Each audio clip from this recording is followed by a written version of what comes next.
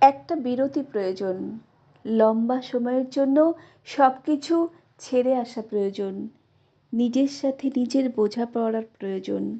মন আর মস্তিষ্কের সাথে নিবিড় সম্পর্ক গড়ে তোলার জন্যে হলেও লম্বা বিরতির প্রয়োজন। কে কি বলবে আর কে কি বলবে না সেসব চিন্তা বাদ দেওয়া উচিত। মানুষকে খুশি করার চিন্তা বাদ দিয়ে নিজের কথা ভাবা দরকার। কারণ সবাইকে খুশি করতে গিয়ে দেখেছি আমাকে খুশি করার জন্য কেউ আগ্রহী ছিল না। সকল দায়িত্ব, পিছুটান, আকাঙ্ক্ষা আর যাবতীয় কষ্টগুলো থেকে বেরিয়ে আসা প্রয়োজন। নিজেকে একটু সময় দেওয়া বড্ড বেশি জরুরি হয়ে উঠেছে। আমার খুব লম্বা একটা বিরতির প্রয়োজন।